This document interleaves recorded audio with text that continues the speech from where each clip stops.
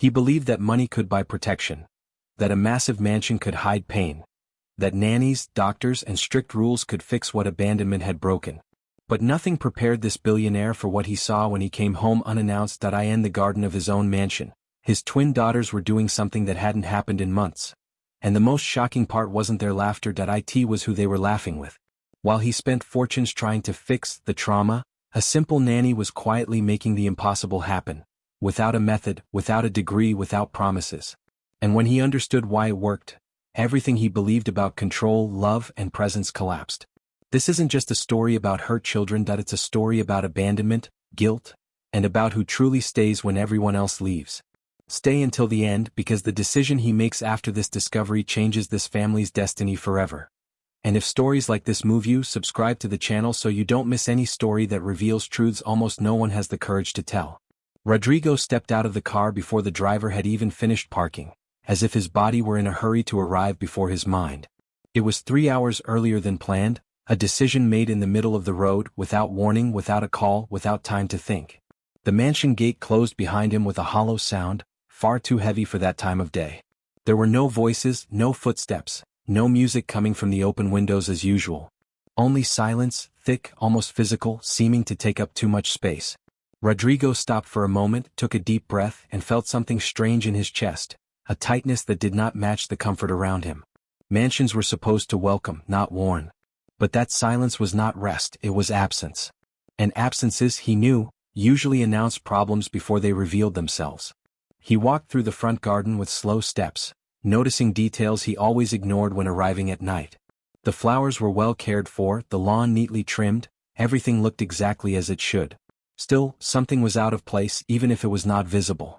Rodrigo tried to rationalize it, telling himself it was just fatigue, too much work, accumulated guilt. But his body did not agree with the explanation. Each step seemed to push him into an old, familiar, uncomfortable feeling. The same feeling he had on the day he received his wife's letter. The same one he felt when he realized the world could change without asking permission. He swallowed hard, trying to push away a stubborn premonition. Premonitions rarely screamed. They whispered. And that whisper was far too loud. As he approached the front door, Rodrigo noticed it was unlocked. A small detail, almost insignificant, but one that made his stomach churn.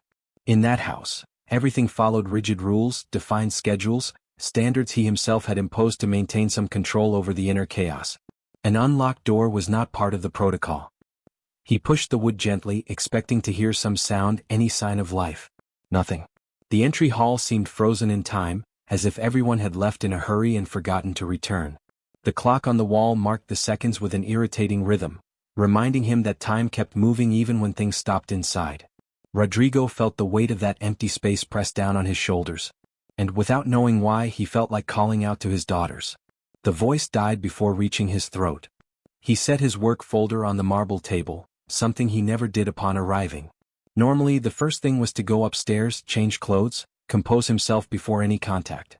But that day his body ignored routine. Rodrigo walked through the house like someone searching for something he could not yet name. He passed the living room, the kitchen, the hallway leading to the bedrooms. Everything was too orderly, too silent. The sound of his own footsteps echoed uncomfortably, as if announcing his presence in a place that had not been waiting for him. He began to wonder where the girls were, where the nanny was, where any sign of movement was. Logic said they were sleeping or playing somewhere. Instinct said something else. An instinct in that house had learned not to be wrong. Rodrigo stopped in front of the glass door that led to the backyard.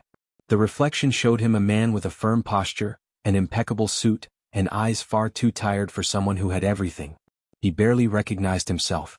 That was not just a billionaire coming home early. It was a father who did not know what he would find on the other side of the glass. His hand hesitated before touching the handle. For a second he thought about turning back, going upstairs, pretending nothing was strange.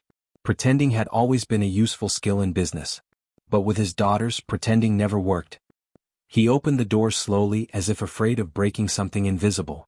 The fresh air from the garden came in, carrying a different kind of silence, less closed in, but equally unsettling. The garden was bathed in the soft light of late afternoon, the kind of light that usually brings calm. But Rodrigo felt no calm at all. He took a few steps forward, observing the scattered toys, the small activity table, the wooden benches. Everything seemed still, as if time had paused. He frowned, trying to remember when he had last heard laughter there. The answer came vague, distant, almost non-existent. Months perhaps. Far too long for such young children to live in silence. Rodrigo's heart began to beat faster, not from immediate fear but from something worse, expectation. The expectation of finding something that confirmed he was failing. And in that moment he did not know whether he preferred to be right or wrong. He took a few more steps, feeling the ground beneath his expensive shoes, feeling the contrast between the wealth around him and the emptiness he carried inside. He thought about canceled meetings, ignored commitments, the impulsive decision to return early. None of it seemed like coincidence now. It was as if something had pulled invisible reins, bringing him home without logical explanation. Rodrigo took another deep breath, trying to calm the inner turmoil. He did not believe in signs. Never had. But that persistent silence was starting to behave like a warning. And warnings, when ignored, usually demanded a high price. His eyes scanned the garden once more, attentive to any detail out of the ordinary. That was when something, still distant, began to catch his attention. It was not sound. It was not obvious movement. It was more a strange sensation, a subtle break in the monotony of the scene. As if the garden were hiding something that did not match the heavy atmosphere he felt upon arriving. Rodrigo narrowed his eyes, trying to focus.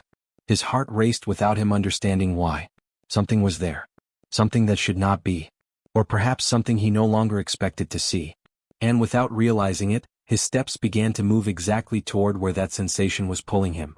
He did not yet know what he would find. He did not know if it would be good or bad. He only knew that from that moment on, nothing in that house would remain exactly the same.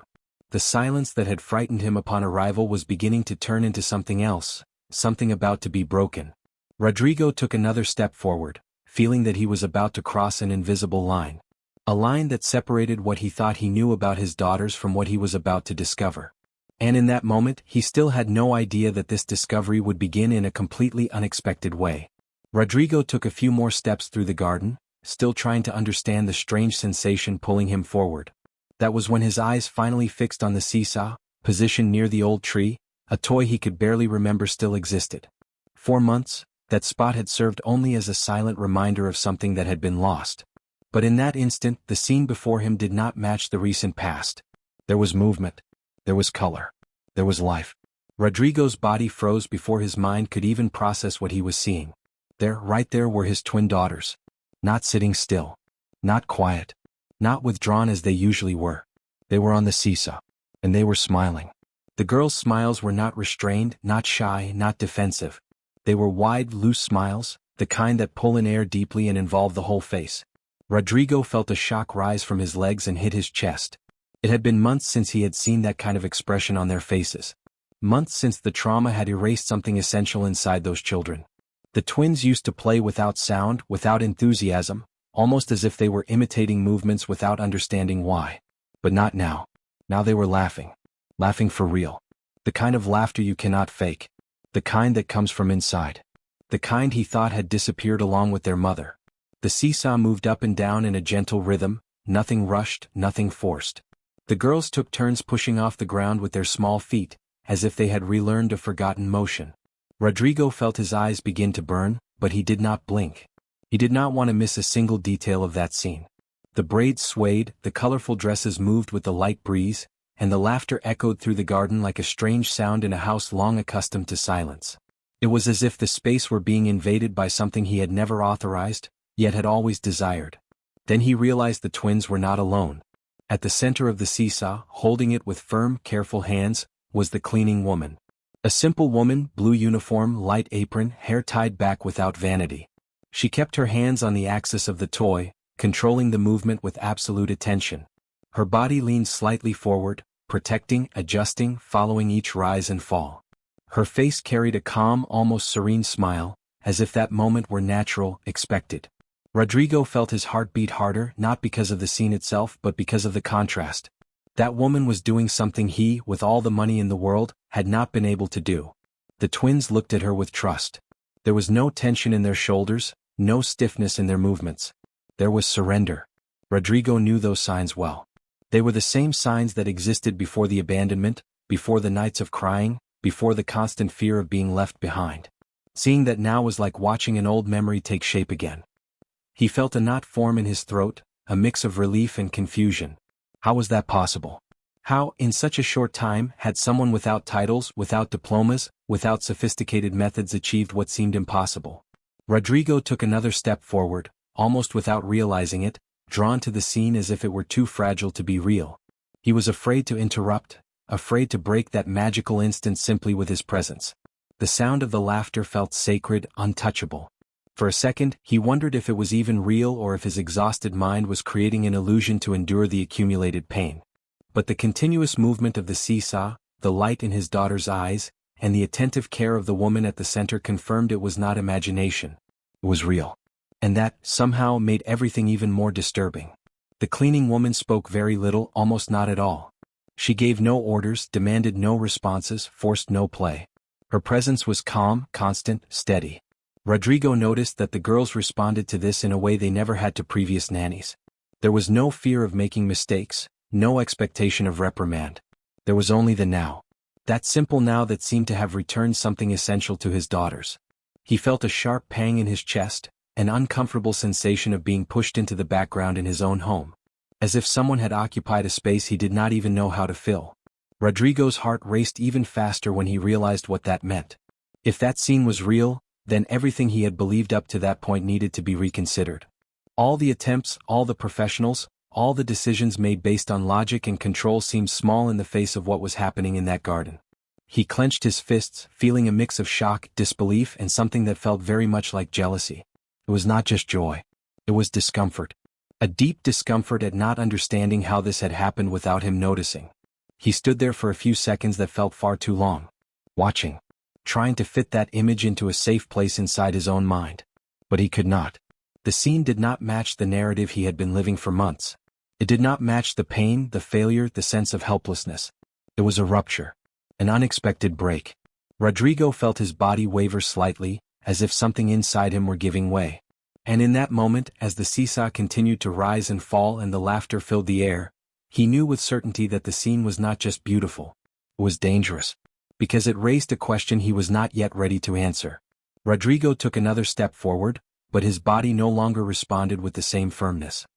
His mind tried to run ahead, to understand, to organize that improbable scene, while his heart seemed delayed, beating out of rhythm. The leather briefcase slipped slowly from his hand, hitting the ground without him noticing right away. The dull sound of the impact was the first sign that something inside him had given way. He did not take his eyes off the seesaw for a single second. It was as if he blinked, everything might disappear. As if that moment were too fragile to withstand reality. The shock did not come as a scream or despair. It came silent, heavy, paralyzing. The question appeared on its own, without asking permission. How were they like that? How were those children, who barely spoke, who barely touched each other, who lived curled up inside their own fear, laughing that way? And more than that, how were they laughing with someone who was not part of any plan, any important contract, any strategy designed by him? The thought struck him like a direct blow. A simple cleaning woman. The word echoed in his mind with a strange, almost cruel weight. Not because she was lesser, but because everything he believed about solutions, money, and control had just been put to the test before his eyes. Rodrigo felt his heart tighten in a way he had not felt even in the riskiest negotiations. There were no spreadsheets here, no calculated margins of error, no elegant exit. Only the brutal realization that he did not understand what was happening inside his own home. Success, which had always been his armor, seemed useless in that moment. He had built empires, predicted crises, anticipated market moves. But he had not predicted this. He had not predicted that someone so invisible to his eyes could touch something so deep in his daughters. The feeling was not just surprise. It was silent humiliation. He brought a hand to his chest, trying to control his breathing as it began to fail. The air felt short, insufficient. His body reacted as if facing real danger, even though the scene was, at first glance, beautiful. Rodrigo realized his legs were trembling slightly. It was not physical weakness. It was the emotional impact of realizing that maybe he had been wrong all along. Wrong about what his daughters needed. Wrong about the kind of care that heals. Wrong about the idea that love could be outsourced, bought, or replaced with protocols. That conclusion threatened everything he had built since he had been left alone with them. Rodrigo's gaze dropped from the seesaw to the woman at the center of the toy. He observed her more closely now, as if seeing her for the first time. There was no strain on her face, no tension, no fear of making mistakes. There was presence. Whole, solid, calm presence. That unsettled him even more. How many people had passed through that house following schedules, tasks, rules, without ever truly being there? How many times had he himself been physically present but emotionally absent? The thought struck him unexpectedly hard. Because this time there was no one else to blame. The comparison arose on its own, cruel and unavoidable. Rodrigo's mind began to search for quick explanations, almost defensively. Maybe it was coincidence. Maybe it was just a good day. Maybe the girls had woken up different. He needed to believe in something that did not threaten his logic so deeply. But each laugh echoing through the garden dismantled another justification. It did not seem fleeting. It did not seem improvised. There was a kind of invisible safety there that he recognized instinctively. The same safety he tried to provide with money, structure, control. Only now it was coming from a place too simple to fit into his worldview. The shock deepened when Rodrigo felt something he avoided admitting.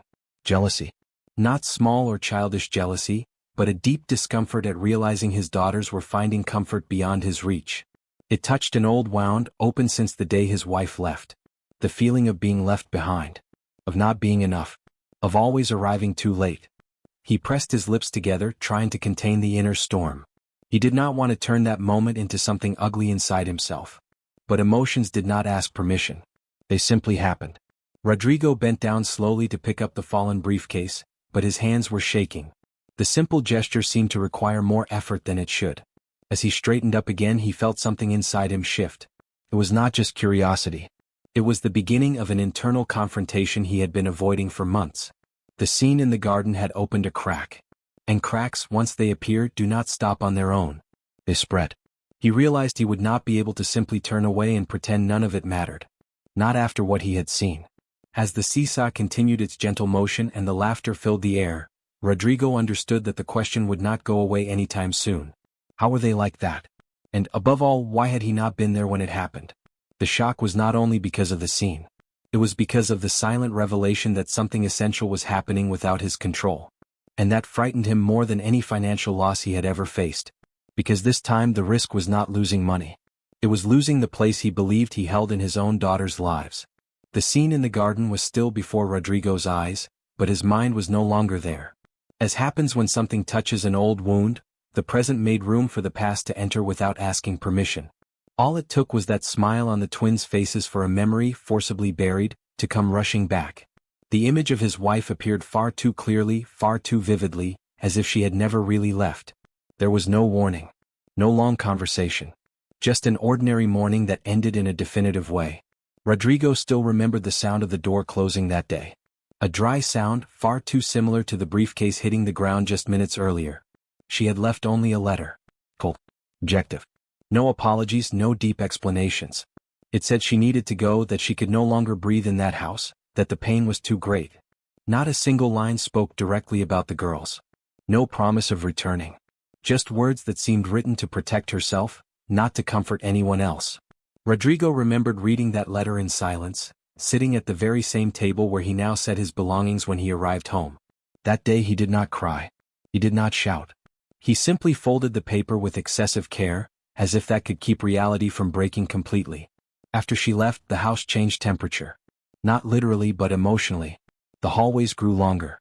The rooms felt emptier. Her scent faded little by little, replaced by cleaning products and mechanical routine. Rodrigo tried to fill the space with organization, rules, schedules. He tried to be both father and mother at the same time, believing structure could compensate for absence. But the twins felt it before they could even understand it. Children do not need complex explanations to sense abandonment. They feel it. They absorb it. And that abandonment entered them like a heavy silence that settled far too early. Rodrigo remembered the first month without his wife. The girls still asked when their mother would come back. He answered with vague phrases, believing time would take care of it. As the weeks passed, the questions faded. Not because the pain had gone away, but because something inside them began to close. Laughter became rare. Crying was contained. Nights grew far too long. Rodrigo believed it was part of the process, a difficult but temporary phase. He did not realize that while he was trying to be strong, his daughters were learning to protect themselves. The memory of the letter returned with force. Rodrigo recalled one specific sentence, short, almost impersonal. Something about not being made for that life. At the time he felt betrayed, abandoned, but also guilty. He thought maybe he had failed as a husband, as a partner, as a man. But he never imagined that decision would echo so deeply in the children. Now, watching the twins smile in the garden, he understood the size of the hole that had been left behind. It was not just the physical absence of their mother. It was the breaking of a basic sense of safety. The idea that someone can leave suddenly and never come back. The house, once merely large, became too large. The wide spaces amplified the emptiness. Rodrigo tried to compensate with new toys, decorated rooms, small parties that never lasted long. The girls took part, but always at a distance, as if watching their own lives from the outside. Abandonment had taught them something cruel: do not get too attached because everything can end. Rodrigo realized too late that love without consistency turns into uncertainty. And uncertainty for a child is terrifying. As Rodrigo's mind slowly returned to the present, the scene in the garden took on another weight. It was not just joy. It was a painful contrast to everything he had witnessed in recent months. That smile seemed impossible precisely because the past had been so heavy. He felt a sharp pain in his chest when he realized his daughters were experiencing something he had not been able to give them on his own. Not for lack of effort, but for not understanding what truly heals. Their mother's absence had not been just an event. It had been a deep cut, still open. Rodrigo took a deep breath, feeling the weight of guilt mix with surprise. In that moment he no longer blamed his wife. Not completely. What he felt was something more complex, harder to name. A sense that everyone, including himself, had underestimated the impact of that abandonment. And now someone was touching that exact sensitive point, without speeches, without formal therapy, without promises. Simply by being there. Present. That unsettled him more than any painful memory. The past had returned not to accuse but to explain. To show that the twins' reactions were not stubbornness, not weakness, not a phase. They were wounds. Wounds opened by an absence that was never processed. And as Rodrigo tried to fit all of this inside himself, a new question began to form, silent and uncomfortable. If abandonment had caused so much damage, what exactly was that simple woman doing to reach where no one else had managed to reach? And why did it seem so natural to her? After his wife left, the mansion stopped being just a luxury address and began to function as a place that was hard to breathe in. Rodrigo took a long time to notice this change because on the outside everything remained impeccable. Well-kept gardens, expensive furniture, perfect lighting. But inside something was wrong. The walls felt closer, the hallways longer, the silence more insistent. The house no longer welcomed. It watched. Every step echoed like a reminder that something essential had been torn away from there.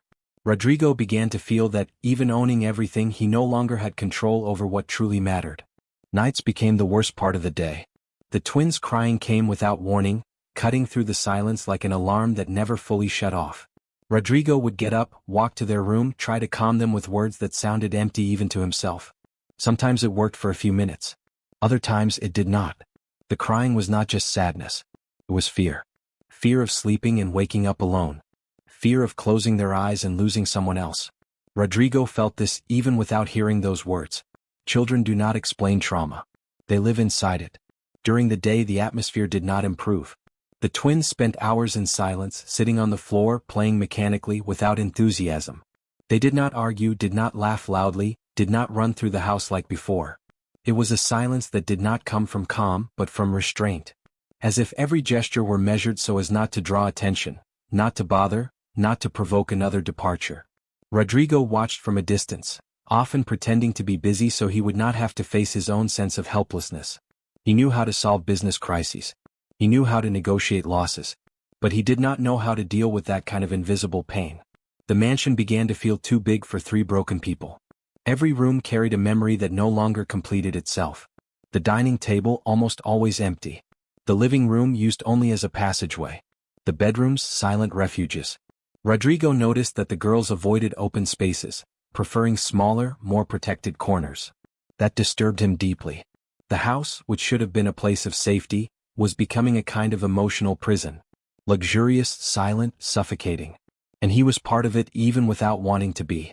Rodrigo tried to compensate for the weight with physical presence. He started coming home earlier sometimes, canceling meetings, sitting on the floor beside his daughters. But everything felt forced, disconnected. The girls accepted it but did not give themselves fully. It was as if they had learned not to create expectations.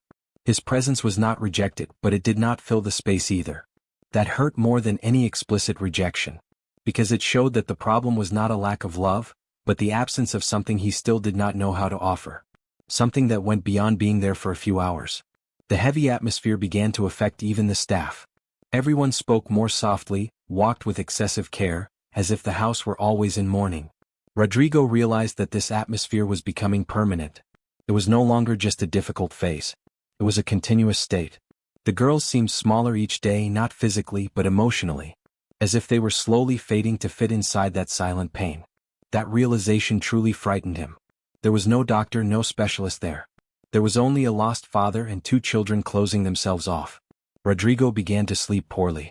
He would wake in the middle of the night with the feeling that something serious was happening that he could not stop. The silence of the early morning was different from the silence of the day. Heavier. More accusatory. He walked through the house, looked at the closed doors, the scattered toys, and felt a tightness in his chest. This was not the life he had imagined when he built all of that. This was not what he had worked so hard for. And yet, there he was, trapped inside his own creation. Little by little, the mansion stopped being a symbol of achievement and became a constant reminder of emotional failure. Rodrigo realized that the larger the space, the greater the emptiness he felt. The twins, too sensitive to ignore it, absorbed everything. They did not complain, did not ask, did not demand. They simply existed in silence. And that silence began to scream too loudly inside him. Something needed to change. He just did not yet know what or how. But the sense of urgency was beginning to grow. As Rodrigo watched that improbable scene in the garden, the comparison with the previous months made everything even more painful. That joy did not match the emotional prison the house had become. It meant the problem was not irreversible. It meant something there could be broken. And if it could be broken, someone would have to take the risk of trying. The question that now arose was inevitable.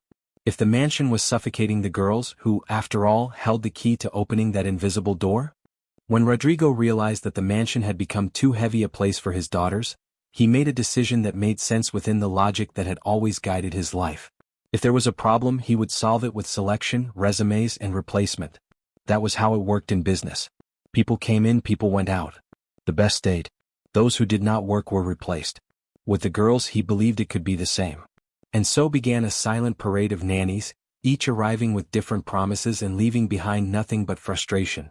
The first was experienced, full of certificates, spoke confidently about methods, schedules, and boundaries. In the first few days, Rodrigo felt relief. Someone finally seemed in control. But the twins did not respond. They remained silent, their bodies rigid, their eyes lowered. The nanny said it was normal that traumatized children took time. Rodrigo wanted to believe her. After a few weeks, nothing had changed. The girls had only learned to hide better. That presence did not heal. It merely occupied space. The second arrived with too much energy. She tried to play all the time, forced laughter, insisted on physical contact the twins clearly avoided. Rodrigo noticed early that it was not working. The girls began to cry even before she entered the room. Their bodies reacted before their minds. It was a clear sign but a hard one to accept. Rodrigo thanked her, paid well, and asked her not to return. The sense of failure grew. He was trying. Why did nothing work? The third seemed more sensitive. She spoke softly, had patience, said she understood trauma. Rodrigo felt hopeful again. For a few days there were small improvements. But soon subtle complaints appeared. Lack of progress. Lack of response. Comments about how it would be easier if the girls were different. Rodrigo heard that as a veiled accusation. As if the problem were his daughters, not the method. He ended the contract with a heavy weight in his chest. He did not want someone who merely tolerated the girls. He wanted someone who stayed. The fourth nanny lasted less than a week. She could not handle the atmosphere of the house. Said it was too heavy, too sad. Rodrigo did not argue. For the first time, he himself began to feel that the mansion demanded something few people were willing to offer. It was not just a job. It was emotional involvement. And that frightened people. With each new attempt, he felt farther from a solution. As if he were knocking on the wrong doors, one after another. The fifth arrived recommended by a high-end agency. Impeccable profile, excellent references, high salary. Rodrigo no longer felt hope, only the obligation to try one more time. The twins barely reacted to her presence. They stayed quiet, obedient, almost invisible. To any outside observer it seemed to work. But Rodrigo began to notice something frightening. The girls were fading even more. There was no conflict, but there was no life either. That terrified him. The problem was not a lack of professionals. It was the type of solution he was seeking.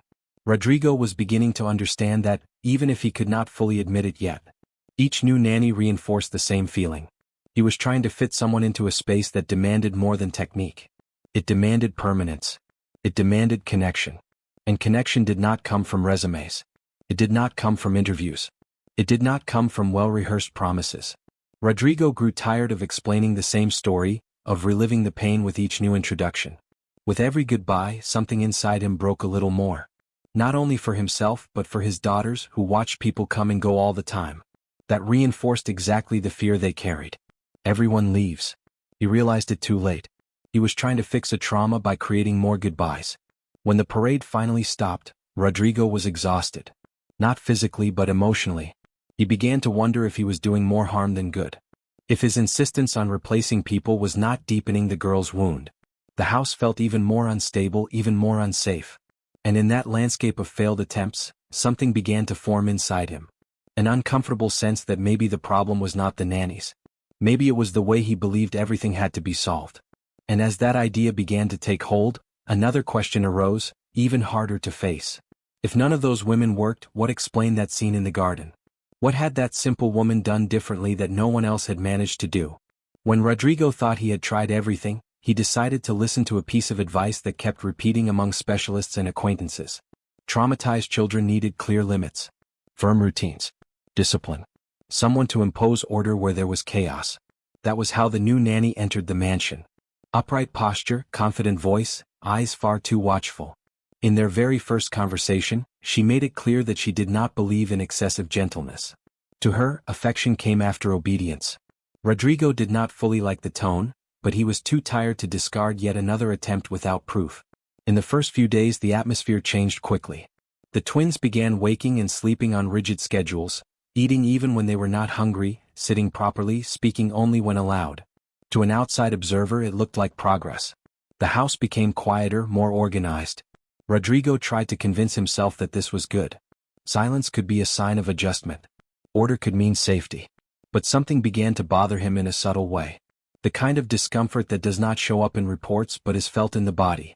The girls started moving with excessive care. Every step seemed calculated, every gesture restrained. Their eyes, once dull, were now far too alert. It was not calm. It was vigilance. Rodrigo noticed that they watched the nanny before taking any action, as if asking permission without speaking. Fear had changed shape, but it was still there. Instead of crying, it came as rigidity. Instead of sad silence, it came as tense silence. Something was wrong, even if it was hard to explain. The nanny justified everything with firmness. She said children needed to learn limits, that crying was manipulation, that too much affection created weakness. Rodrigo listened and felt a knot in his stomach. Part of him wanted to believe her because believing meant resting. It meant stopping the search. But another part, older, more instinctive, screamed in silence. He had seen that kind of rigidity before. Not in his daughters, but in himself, when he had learned too early to swallow feelings in order to survive. The breaking point came on an apparently ordinary afternoon. Rodrigo was walking down the hallway when he heard a low sound coming from the girl's bedroom. It was not loud crying. It was something worse. Contained, muffled crying as if it were forbidden. He stopped, felt his body go cold, and opened the door without announcing himself. He found the twins curled up on the bed, one clinging to the other, eyes wet, bodies trembling. The nanny was standing there, arms crossed, expression hard. She said only that they were being difficult and needed to learn. Rodrigo did not argue. He did not raise his voice. Something inside him took control with a clarity he had not felt in months. He asked the woman to leave immediately. He did not explain. He did not negotiate. He simply pointed to the door. The nanny tried to argue, to talk about method, about long-term results. Rodrigo did not listen. In that moment he understood something essential. That was not care. It was a repetition of abandonment in another form. The girls were not being protected. They were being hardened. After she left, the silence of the house returned, but it was different. There was no longer that false sense of order. There was guilt. Rodrigo sat on the bedroom floor, hugged his daughters, felt their bodies slowly relax. There were no words. No explanations. Just presence. He realized he had crossed a dangerous line by allowing someone to treat his daughter's fear as a flaw. Their pain did not need to be corrected. It needed to be held. That night, Rodrigo barely slept. He replayed the scene over and over, thinking about how many signs he had ignored. How many times he had confused silence with improvement. How many times he had accepted something just because it seemed to work for the outside world. Rigidity had become the villain not because it was harsh, but because it denied exactly what the twins needed most: emotional safety. And safety does not grow out of fear. At dawn, Rodrigo felt that something inside him had shifted position. It was not relief. It was clarity. He knew now that he could no longer accept solutions that caused harm, even if they promised quick results. The problem was deeper. It required a different kind of response. And while he was still trying to understand what the next step would be, an uncomfortable feeling began to form. That this would not be the last disappointment. And that, before any improvement, something even worse was still to come. After the episode with the rigid nanny, Rodrigo felt like he was walking on fragile ground. Each new attempt seemed to carry more risk than the one before. Even so, routine demanded someone in the house. His daughters could not be left alone, and he no longer had the emotional energy to handle everything without support. It was in this state of deep exhaustion that the next nanny arrived. Unlike the others, she seemed almost too discreet. She spoke little, agreed with everything, avoided giving opinions. To Rodrigo that felt like relief. Relief, he would later learn, can also be a sign of danger. In the first few days nothing stood out. The twins remained quiet and withdrawn as expected. The nanny followed schedules, handled basic tasks, created no conflict. Rodrigo almost felt grateful for someone who simply did not complicate things. But there was something strange about that normality. A kind of emotional absence that went unnoticed precisely because it caused no immediate problems. The girls did not approach her, but they did not show fear either. It was as if she did not truly exist within the house. Rodrigo began to notice small details out of place. An object that had changed position. A drawer that seemed to have been opened. A different perfume in the hallway. Nothing concrete enough to accuse anyone. He attributed it to his own mental fatigue. He was too tired, too sensitive. He did not want to create ghosts where there were none. The house already carried enough weight. He needed to believe that this time, at least, no more pain was being directly inflicted on his daughters. The rupture came quietly, almost cruelly. One morning, Rodrigo came downstairs and realized the house was strangely empty. There was no noise in the kitchen. No movement in the girls' room. He called the nanny by name. No response. His heart raced. He ran to the twins' bedroom and found them sleeping together, wrapped around each other, still safe. Relief came quickly, but it did not last. As he left the room, he noticed what was missing. Some jewelry. A watch. Cash that had been kept in a place only a few people knew about. The nanny had left during the night. Without warning. Without goodbye. Without any explanation. She took what she could carry and left behind yet another invisible wound. Rodrigo sat down on the couch and stayed there for several minutes, trying to understand what he was feeling. Anger did not come. Indignation did not either. What came was something worse. Absolute exhaustion. A fatigue so deep it drained even the will to react. He thought about calling the police, filing a report, recovering what was materially important. But he gave up before even standing. What broke him most was not the theft. It was the meaning of it. One more person had entered and left his daughters' lives without warning. Another silent confirmation that no one stays. Rodrigo realized this with painful clarity. The girls did not cry. They did not ask questions. They did not react. They simply accepted it. And that acceptance hurt more than any outburst. Because it showed they already expected it. That absence had become the rule. Rodrigo felt shame. Not for being robbed, but for allowing yet another rupture. He realized that, in that moment, reporting the nanny would not restore what truly mattered. The damage was not in the safe. It was in his daughter's emotional world. And he had contributed to it even while trying to do the right thing. The sense of failure deepened. Not as a negligent father, but as someone who did not know how to protect in the right way. That day, Rodrigo spent more time at home than usual. He watched his daughters play in silence, sharing the same space without real interaction. The nanny's absence made no practical difference. And that terrified him. It meant her presence had never been real. She had only occupied physical space. Nothing more. Rodrigo realized he could not continue that cycle. People coming and going were hurting more than helping. As he tried once again to reorganize the routine, a question began to form with force. If experienced professionals had failed, if rigid methods had caused harm, if empty presences had created more abandonment, then what was left? What had not yet been tried? The answer was still unclear. But he felt he was getting closer to something that could not be bought, could not be hired, and could not be taught in courses. something that had begun to appear quietly back in the garden. After so many failed attempts, Rodrigo did what he had always done when he felt cornered by life. He looked for answers from those who wore white coats, titles, and technical language. He took the twins to quiet offices, white rooms filled with toys that were not meant to be played with, but to observe reactions. Psychologists, psychiatrists, child therapists. Each one asked questions, applied tests, made notes on clipboards. The girls answered little, looked at the floor, held their own hands. Rodrigo watched everything with the contained hope of someone waiting for a diagnosis that would bring a quick solution. The appointments piled up, along with the difficult words. Abandonment trauma. Severe anxiety. Emotional blockage. Terms that sounded far too big for children so young. Rodrigo tried to translate all of it into something simple, something he could fix. He asked about medication, intensive treatments, modern techniques. He wanted a clear plan, defined steps, deadlines. The professionals exchanged careful looks before responding. And that caution alone was already a warning to him. The diagnosis came directly, without detours. The twins had developed deep abandonment trauma. It was not a phase. It was not something temporary. It was an emotional wound that had formed too early and had been reinforced with every new rupture. The doctor explained that there was no quick solution, no miraculous intervention. There was no pill that could restore trust. What they needed could not be bought at a pharmacy. They needed constant, predictable, safe presence. They needed someone who would stay regardless of their behavior. Rodrigo felt the impact of those words like a silent blow. Presence and constant love. He immediately understood the problem. That required time. It required repetition. It required patience. It required exactly what he had the least available. Not because he did not want to give it, but because of overwhelming responsibilities. 3 companies, entire teams depending on him, decisions that could not wait. The diagnosis did not point only to his daughters. It pointed to the life he was living. And that left him breathless. The doctors were clear. The more people entered and left the girls' lives, the stronger the trauma would become. Every goodbye reopened the wound. Every new failed attempt taught them that bonds were not safe.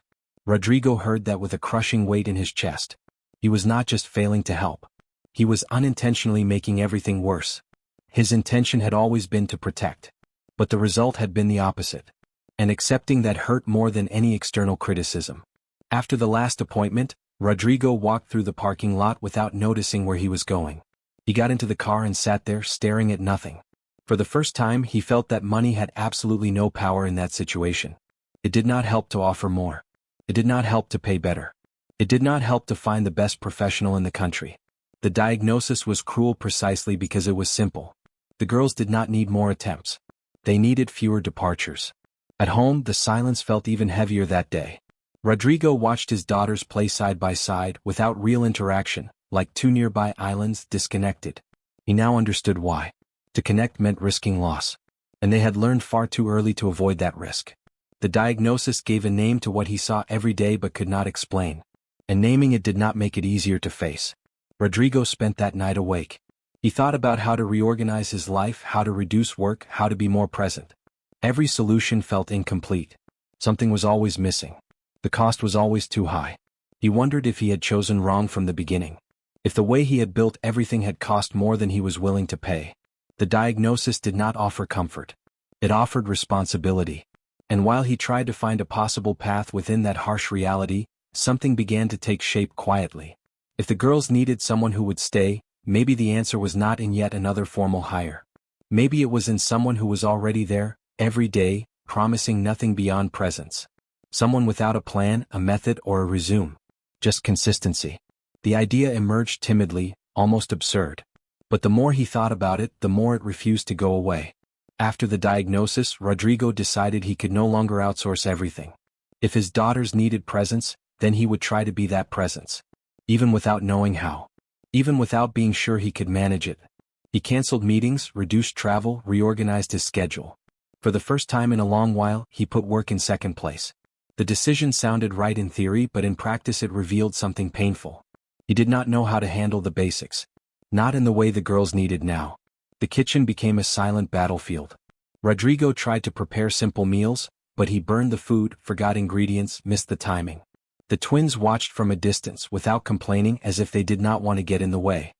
He offered the plate with a forced smile, trying to look confident. They ate little, sometimes nothing. They did not refuse.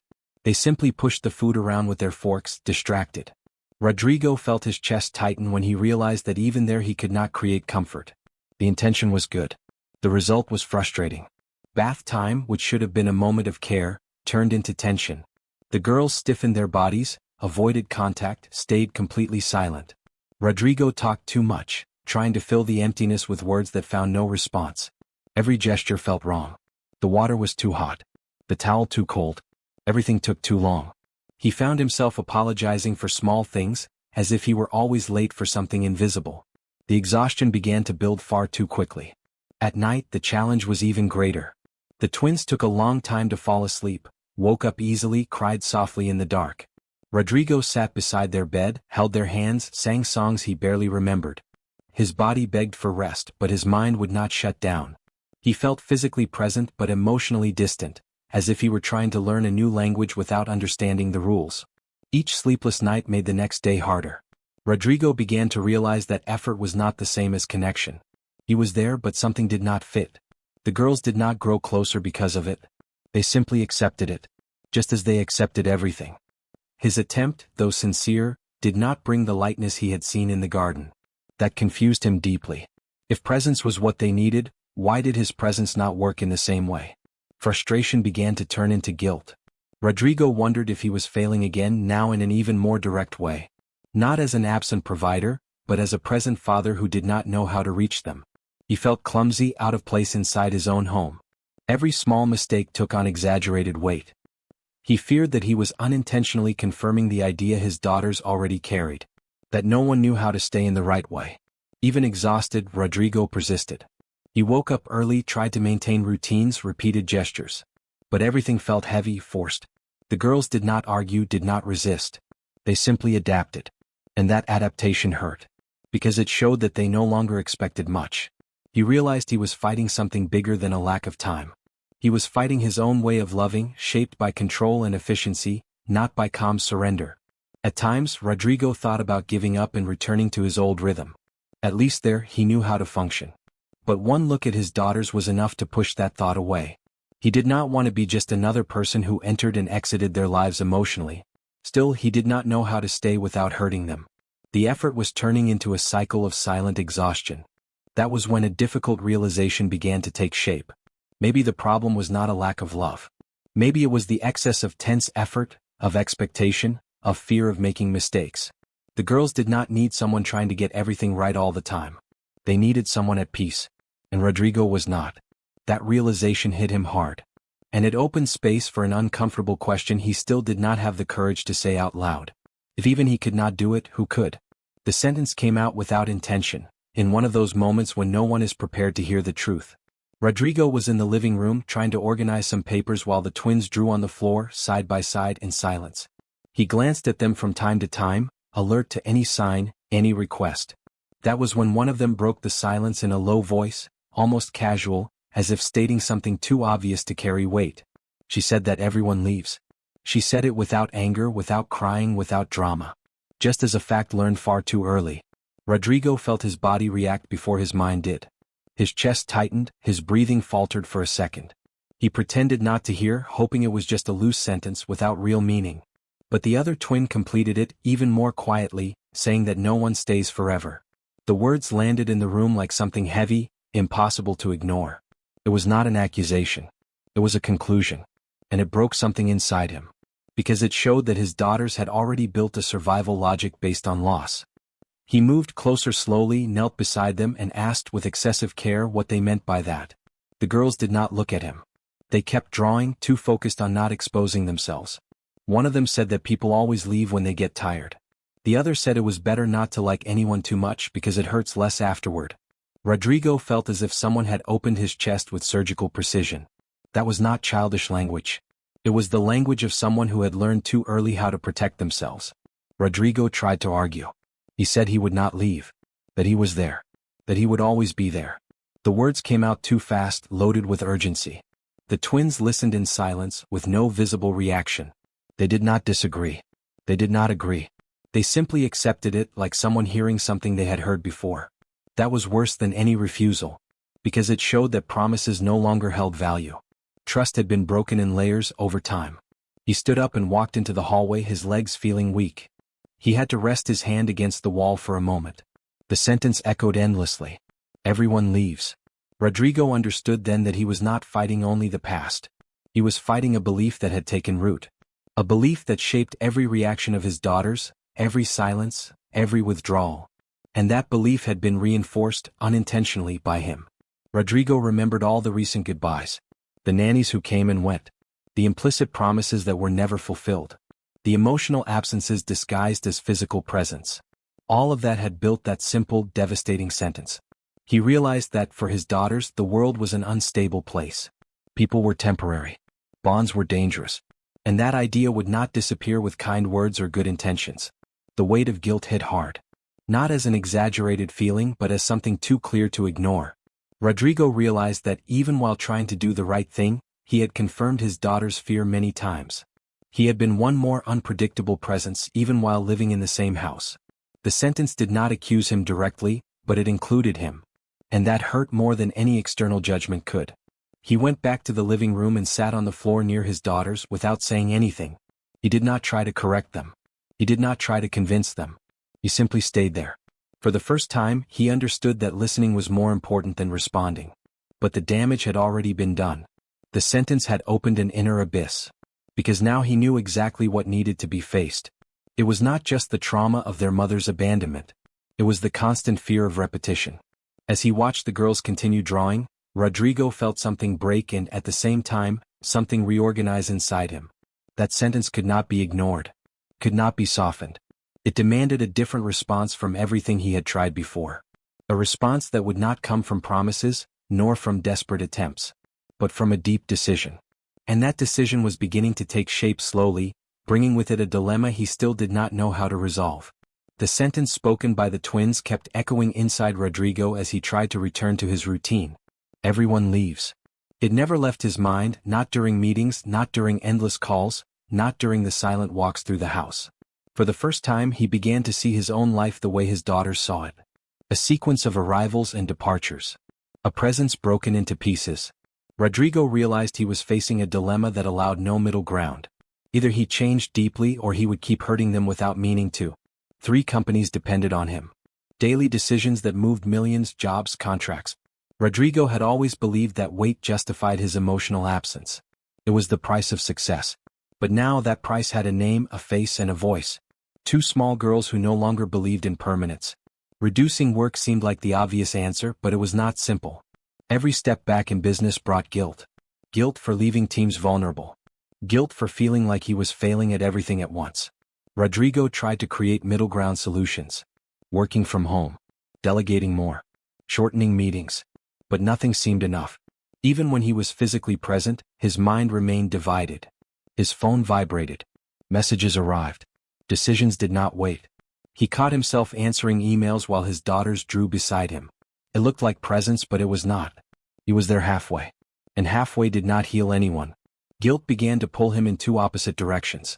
When he stayed home, he felt he was abandoning professional responsibilities. When he went to work, he felt he was repeating his daughter's emotional abandonment. There was no choice without pain. No decision without loss. Rodrigo began sleeping even less, thinking about how to reconcile 2 worlds that demanded everything from him.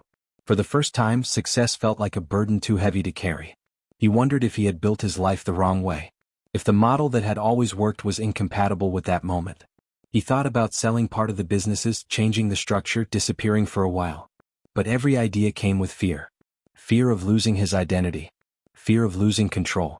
Fear of discovering that even after changing everything, he might still fail as a father. That fear paralyzed him. Rodrigo began to realize that the dilemma was not just about time. It was about the kind of presence. He could be there all day and still transmit tension, urgency, insecurity. The twins felt that. Children feel it. Maybe that was why his presence did not have the same effect as that simple woman in the garden. She did not seem divided. She did not seem to be somewhere else at the same time. That realization unsettled him deeply. He started to observe more and speak less. He watched his daughters move through the house as if asking invisible permission to exist. He saw how they responded better to those who carried no expectations and no urgency. And that made him question everything he believed about effort and sacrifice. Maybe loving was not about doing more. Maybe it was about not pushing. That idea seemed too simple for someone used to solving everything through action. The impossible dilemma began to take clearer shape. He did not need to choose between work and his daughters. He needed to choose between control and surrender, between trying to fix things and allowing something to happen. But giving up control had always been his greatest challenge. Still, something inside him was beginning to give way. Not out of conviction but out of exhaustion. He was too tired to keep fighting the same way. As Rodrigo got lost in these thoughts, a recent memory returned to his mind with force. The scene on the seesaw. The light laughter. The absence of tension.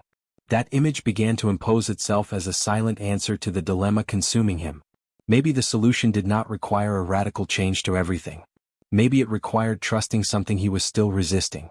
And that possibility began to grow, bringing with it a decision that could change the course of everything. It was on an apparently ordinary morning that the housekeeper decided to speak. Dona Lucinda had worked in that house for years and knew the silences, the schedules, the subtle shifts in atmosphere. She was the kind of person who observed more than she spoke. Rodrigo respected her precisely for that. When she asked for a few minutes to talk, he was surprised. It was not like her to interfere in important decisions. That alone signaled it was not something trivial. Dona Lucinda chose her words carefully. She said she had noticed the girls, the way they withdrew, the fear they carried without knowing how to explain it. She said she had also seen something different in recent days. She did not mention the seesaw directly. She spoke about presence, about calm, about someone who did not arrive imposing anything, but also did not leave. Rodrigo listened in silence without interrupting. For the first time in a long while, he did not feel the need to control the conversation. Then she mentioned the name Barbara. She did not talk about resumes, formal experience, or agency recommendations. She simply said she was a simple woman, without luxury standards, without diplomas hanging on the wall. She said Barbara carried a difficult story, shaped by loss and endurance. Someone who knew what it meant to stay when everything hurt. Rodrigo instinctively frowned. That did not match the kind of solution he had always sought.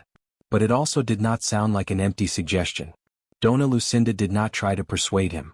She only told a story. She said Barbara had lost what she loved too early, that she had learned to survive without hardening. That she did not speak much but was always there. That she did not make promises but she followed through. Rodrigo felt an uneasiness grow inside him. It was not distrust. It was fear. Fear of creating expectations again. Fear of betting on something he could not control. He asked if Barbara had experience with children. Dona Lucinda replied that she had experience with people. With pain. With silence. With time. The answer hung in the air. It was not the kind of argument he would use in a business meeting. But, strangely, it made sense in that context.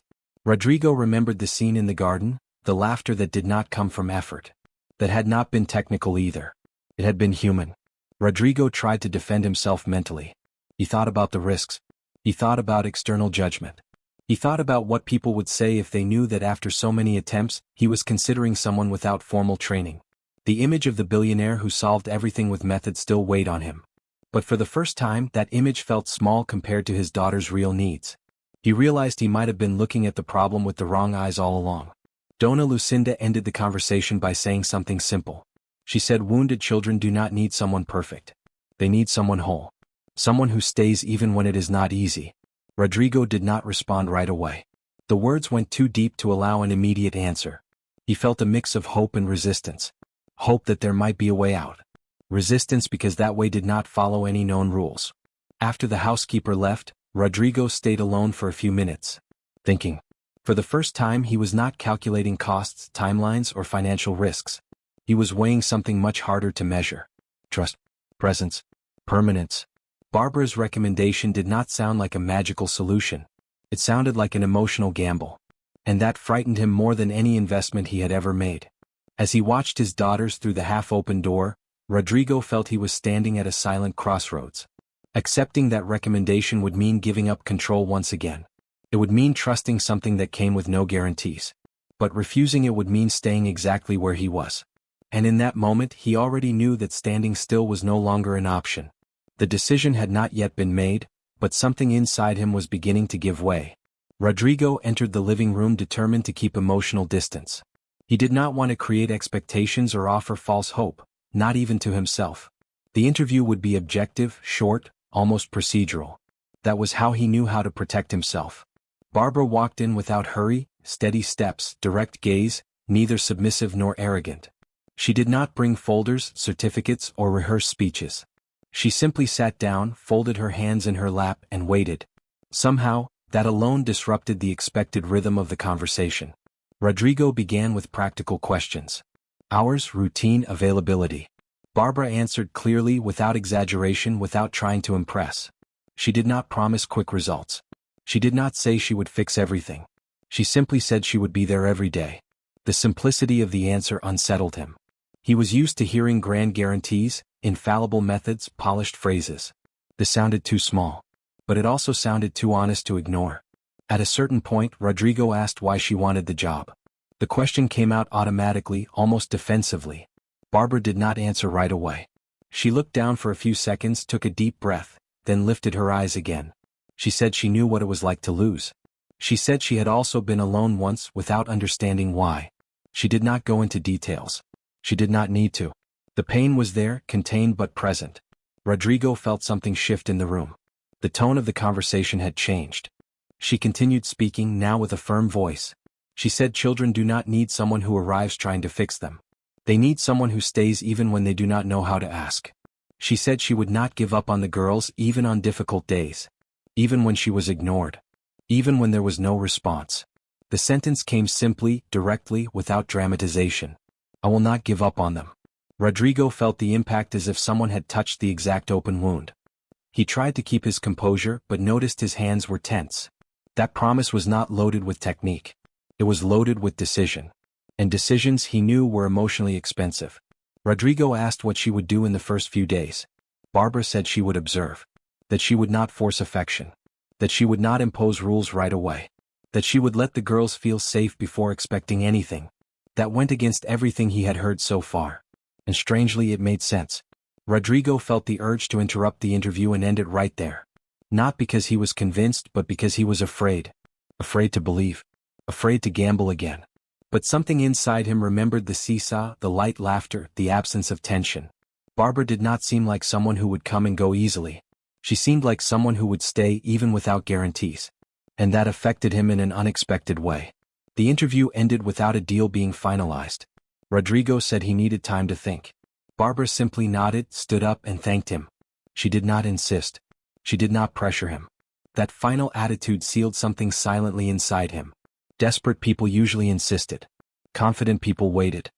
He watched her leave the room, feeling that something important had happened there, even without a contract signed. When he was alone again, Rodrigo realized the weight in his chest felt different. No longer crushing but alert. The conversation had not solved anything. It had not promised miracles. But it had changed the tone of the story. For the first time, someone had not spoken about fixing his daughters. They had spoken about staying. And that difference began to take root inside him, preparing the ground for a choice he still did not know how to make. Barbara began without announcing any beginning at all. She brought no plans, no charts on the wall, no lists taped to the refrigerator. On the first day, she arrived at the agreed time, greeted Rodrigo with a simple nod, and went straight to observing the girls from a distance. She did not introduce herself in an intrusive way, did not kneel to grab attention, did not force conversation. She simply stayed there, present as if that space were already familiar to her. Rodrigo found it strange. He was used to seeing adults try to take up space too quickly. Barbara did not seem to be in a hurry. The twins noticed her presence almost immediately. They did not react with fear or excitement. They simply noticed. Barbara respected that. She sat on the living room floor, close but not too close. She began folding clothes slowly as if time moved at a different pace. She did not look at them constantly, did not watch, did not demand a response. That absence of expectation was too new to cause rejection. It felt safe precisely because it demanded nothing. In the first few days, Barbara did not try to create a direct bond. She did not ask for hugs, did not repeat their names over and over, did not ask too many questions. She created routine before creating affection. She arrived at the same time. She left at the same time. She set the table carefully even if no one ate. She put toys away without calling attention to it. That predictability began to shape something invisible. A solid ground where there had only been uncertainty before. Rodrigo watched from a distance, trying to understand why this seemed to work better than any technique he had tried before. Barbara spoke little, but when she did, she was clear. She did not give harsh orders. She gave calm notices. Time for a bath. Time to put things away. Time to rest. Always in the same tone. No threats. No rush. The twins did not obey immediately. Sometimes they ignored her. Barbara did not react with frustration. She simply repeated it later. Consistency began to speak louder than any words. Rodrigo noticed that the emotional temperature of the house was changing. She did not try to fill the girls' silence. Sometimes she sat beside them and just stayed there, looking out the window or doing something simple. That silent companionship was something no one had offered before. Most adults tried to pull responses, reactions, progress. Barbara seemed comfortable waiting. And waiting in that context was a powerful act. The twins began to spend more time in the same space as her, even without direct interaction. Rodrigo felt a mix of relief and discomfort. Relief at finally seeing something different. Discomfort at realizing how simple the strategy was. It did not require visible effort. It did not require control. It required surrender to time. And that had always been difficult for him. Still, he could not deny the small signs. The girls began to move more freely through the house. To sit a little closer. To watch Barbara with quiet curiosity. Nothing was announced as a victory. There was no celebration. No pressure for results. Barbara seemed to understand that, for those children, any progress had to be silent to be real. Rodrigo realized that the unexpected strategy was not the absence of action. It was action without pressure. A steady, predictable, calm presence. Exactly the opposite of everything he had tried before. As he watched that dynamic slowly take shape, Rodrigo felt something inside him reorganize. Maybe the path was not to do more. Maybe it was to interfere less. Barbara's approach did not promise a quick cure. It promised ground. And for the first time, that ground seemed to be truly forming. The question was no longer whether it would work. It was how far it could go if no one interrupted it. The first change did not come in the form of a hug, a word, or loud laughter. It came too small to be announced. Barbara began to draw while waiting for lunchtime. She did not call the girls. She did not ask them to join. She simply drew. She used paper napkins, simple pencils, imperfect lines. She drew houses, trees, paths. Ordinary things. Safe things. The twins watched from a distance, pretending disinterest, but without fully looking away. Barbara did not react. She kept drawing as if she were alone. When it was time to eat, Barbara did not insist. She placed the plate on the table, arranged the utensils carefully, and sat down. She ate slowly without commenting on what the girls should or should not do. One of the twins approached, took a small piece, and brought it to her mouth. Barbara did not look. She did not smile. She did not comment. The victory happened in silence. Rodrigo saw everything from the kitchen doorway, his heart tightening. That had never happened without pressure before. The next day, the same scene repeated itself. The drawings appeared again. The plates were set again. This time both girls ate a little. Not much. But they ate. Barbara continued acting as if it were natural, expected. She did not turn the gesture into an event. That lack of reaction seemed to give the girls something rare. Control over their own pace. Rodrigo realized they were choosing to participate. And choice was something that had disappeared from their lives far too long ago. The drawings began to spread through the house. Napkins left on the table, on the couch, on the floor. Barbara did not collect them right away. She left them there as if they were part of the environment. The twins began to pick up pencils too, still without sitting beside her. They drew in silence, each in her own space. There was no explicit invitation, but there was invisible permission. Permission to exist without expectation. Rodrigo felt something strange as he watched that scene. It was not explosive joy. It was contained relief. For the first time, he did not see excessive effort, fear, or rigidity. He saw something slowly falling into place. That moved him more than any quick progress would have. Because it felt real. Sustainable. The girls were not trying to please anyone. They were simply doing. Barbara began leaving small notes alongside the drawings. Nothing directed at the girls specifically. Loose phrases, almost to herself. Today was a good day. Time helps. We stay. The twins read them in silence. They did not ask. They did not comment. But they kept them. Rodrigo realized those phrases were doing what entire speeches had failed to do. They were staying. That night, Rodrigo found the two sleeping better. Not deeply, but without jolts. Their bodies less tense, their hands less clenched. He sat on the edge of the bed and felt an unexpected emotion rise. It was not euphoria. It was cautious hope. The first victory had not been announced. It had not been celebrated. But it had happened. And that changed everything. Rodrigo began to understand that the greatest transformations make no noise. They seep in. They grow in daily life. Barbara's silent victory was not in what the girls did. It was in what they stopped doing. They did not hide. They did not resist. They did not shut down completely. For children carrying so much fear, that was enormous. As he turned off the light and left the room, Rodrigo felt something new settle inside him. A timid confidence, fragile but real. This was working because no one was forcing anything. Because no one was leaving. And for the first time in a long while, he felt that the house was no longer trying to suffocate anyone. It was finally beginning to breathe. The hallway had always been just a passage. A long, cold space used to move from one room to another without stopping. No one stayed there. There was no reason to.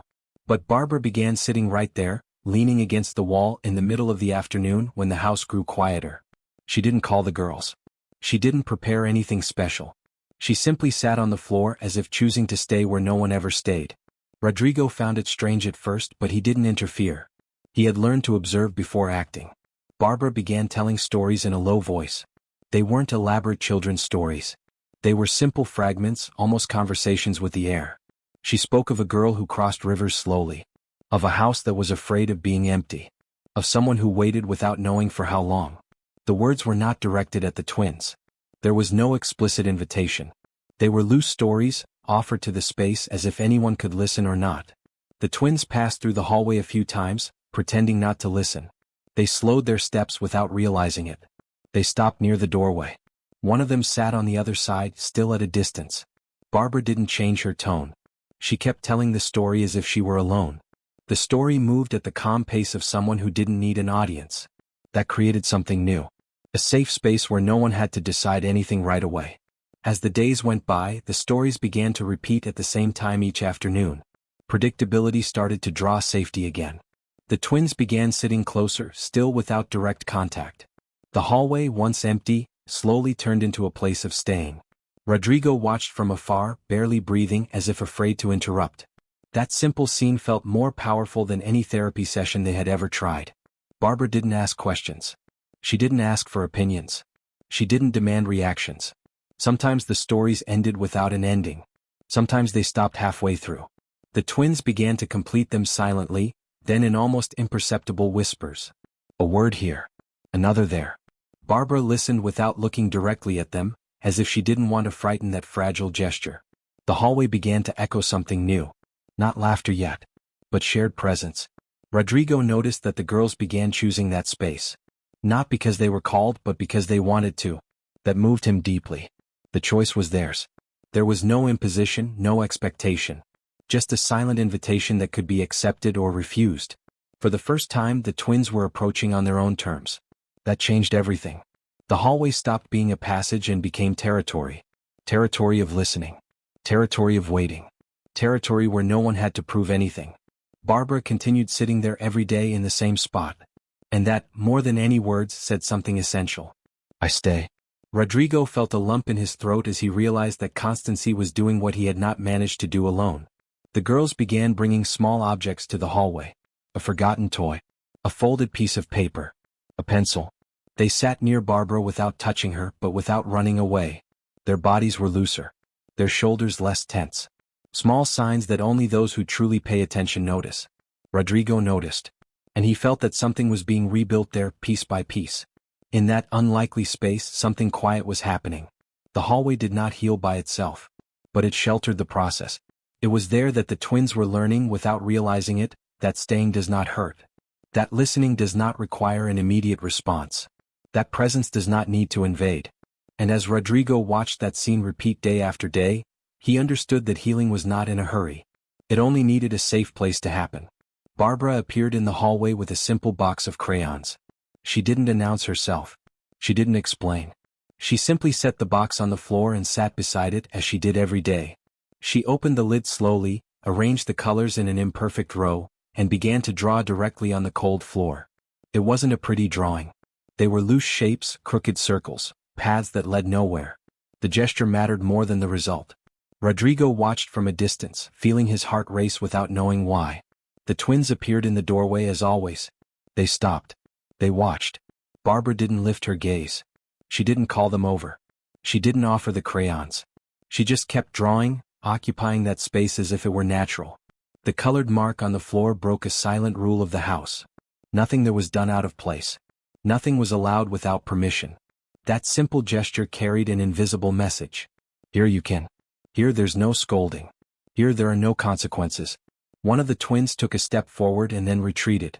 Her body wanted to go, but fear pulled her back. Barbara kept drawing, now a sun too large, taking up almost the entire hallway. She didn't seem concerned with limits or mess. The girl watched closely as if weighing the risk. After a few long seconds, she left the doorway and sat on the floor, still at a certain distance. She picked up a blue crayon. She didn't look at anyone. She simply began to draw beside her. Rodrigo felt his chest tighten. That had never happened before. No adult had ever managed to invite one of them to join without a direct request. Barbara didn't react. She didn't celebrate. She didn't smile. She kept drawing as if this were expected. A few minutes later, the other twin appeared. She watched the scene in silence. She saw her sister sitting there, drawing, unafraid. That changed everything. She walked slowly and sat on the other side. She picked up a red crayon. For the first time, the two of them were there by their own choice. The drawings began to meet on the floor. Crossing lines, mixed colors, shapes that touched without matching. There was no competition. There was no correction. Barbara drew alongside them, but she didn't lead. She left space. The silence was comfortable.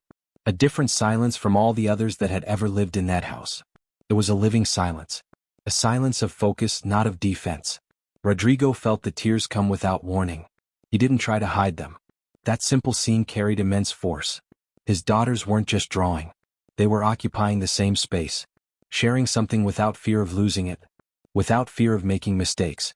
Without fear that someone would leave because of it. The crayons on the floor had done what entire speeches had failed to do. At no point did Barbara try to end the activity. She didn't say it looked nice. She didn't quickly put the crayons away. She let time stretch until the girls decided to stop. When that happened, one of them pushed the crayon box toward the center, as if saying without words, "This stays here. This is ours." Barbara simply closed the box and left it in the same place. That night, Rodrigo realized that something had changed for good. Not because there had been a grand gesture, but because there had been a choice. The twins had chosen to leave the doorway. Chosen to sit. Chosen to stay. That was more than progress. It was a silent milestone. A point of no return. As he turned off the hallway lights, the drawings were still there on the floor. No one cleaned them. No one erased them. And Rodrigo understood that there was no need to. That wasn't a mess. It was proof. Proof that when no one pushes, life finds a way to happen again. Rodrigo arrived earlier that day without realizing it. His body made the decision before his schedule did. As soon as he got out of the car, he heard something that made his steps slow down. It wasn't silence. It wasn't muffled crying. It was loose, light sound cutting through the late afternoon air. Laughter. Children's laughter, too loud to be mistaken for anything else. For a moment he thought he was imagining it. The house had taught him to distrust his own hope. Still, he followed the sound carefully, like someone approaching something too fragile to touch. As he got closer to the garden, he saw the twins running in circles, tripping over their own feet, laughing until they were out of breath. There was no stiffness, no exaggerated caution. There was happy chaos. Barbara was there, kneeling on the grass, pretending she couldn't catch one of them, exaggerating her movements, falling on purpose. The girls screamed, laughed uncontrollably, asked for more without using direct words. It was tag, tickling, ruleless running. Life in its raw state. Rodrigo felt his chest tighten in a new way. Not with pain. With recognition. He stood still, watching, afraid to interrupt. The scene felt too unlikely to be real. He hadn't heard that kind of laughter in weeks. Months perhaps. The twins weren't just playing. They were trusting. Trusting enough to run, to turn their backs, to expose themselves to mistakes. Small things for those who never lost it. Gigantic for those who learned too early how to protect themselves. Rodrigo realized that the garden had become the stage for something he believed was lost. Barbara didn't command the game. She followed it. She let the girls set the pace. Sometimes she pretended to be tired. Sometimes she let them win. There was no correction, no constant warning. Just playful presence. Rodrigo felt a stab of emotion when he realized that the laughter didn't come from external stimulation. It didn't come from reward. It came from safety. The girls were laughing because they felt safe enough to do so. One of the twins tripped and fell, sitting on the grass. Rodrigo held his breath, waiting for the automatic crying that used to come. It didn't. She looked at Barbara, who opened her arms without hurry. The girl stood up on her own and ran back into the game. That hit Rodrigo hard. It wasn't just joy. It was autonomy. It was courage. It was childhood reclaiming its space. The laughter echoed through the house, passed through windows, broke invisible walls. Staff members walked through the corridor and smiled without realizing why. The mansion, which for so long had functioned as an emotional prison, felt different. Lighter. Less tense. Rodrigo felt something loosen inside him. An old knot, tied too tightly, began to give way. He didn't need to understand everything. He didn't need to control it. He just needed to allow it to continue. The twins noticed his presence and waved, calling him to play. There was no pressure. There was no fear of rejection. Just invitation.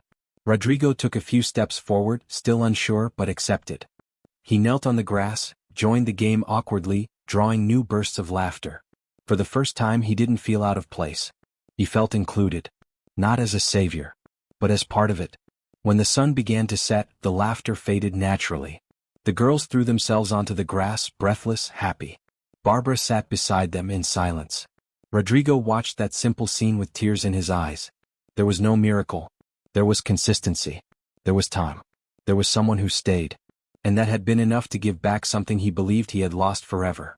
As he helped his daughters to their feet, Rodrigo understood that it wasn't just a beautiful afternoon. It was confirmation. Something had truly changed. The laughter in the garden wasn't an exception. It was a consequence. And in that moment, as the sky slowly darkened, he felt ready to face the final piece of that puzzle. The one that would explain everything that had happened up to that point. Rodrigo stopped in front of the seesaw as if rediscovering an old symbol. The toy had always been there, forgotten for months, ignored for lack of laughter. Now it once again supported the light weight of his daughters, rising and falling in imperfect balance. He watched from a distance, unhurried as he had learned to do. The twins took turns, laughed, pushed off the ground with their small feet, confident that someone was holding the center. And it was in that detail that everything made sense. Barbara didn't push the seesaw with force. She didn't control the rhythm. She simply kept her hands steady on the central axis, making sure nothing slipped out of control. She didn't interfere too much, nor did she step away. She was there, supporting. Rodrigo felt a silent impact as he realized it. It wasn't technique. It wasn't method. It wasn't coincidence. It was balanced presence. Exactly what had been missing since the day their mother left. The twins didn't look at Barbara all the time. They didn't ask for constant reassurance. They trusted.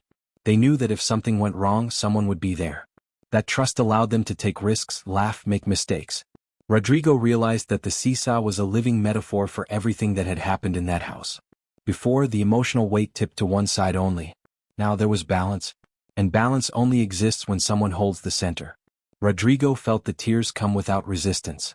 For the first time, he didn't try to pull himself together quickly. He let the understanding wash through him completely. He had tried to fix his daughters with too much force. He had tried to compensate for absence with control. Barbara had done the opposite. She had given childhood back without pressure. She had restored trust by staying. That unraveled him completely. He approached slowly, stopped beside the seesaw, and watched the girls up close. Their faces were alive, their eyes attentive, their bodies relaxed. There was no trace of the fear that had once dominated every gesture. Rodrigo understood that this hadn't been luck. It had been repetition. Day after day. Hour after hour. A simple woman, without grand promises, had rebuilt the emotional ground beneath those children. And by doing so, she had rebuilt the entire house. When the twins climbed down from the seesaw, they ran to Barbara and wrapped their arms around her legs, something they had never done with any adult before. The gesture was quick, natural, without asking permission. Rodrigo felt his heart almost stop. That wasn't unhealthy attachment. It was secure bonding. The difference was far too clear to ignore. He understood then that his greatest fear had turned into an answer. They weren't afraid to attach when they felt that someone stayed. Rodrigo took a deep breath and made a decision that had been quietly maturing. He asked Barbara to talk. It wasn't a formal invitation.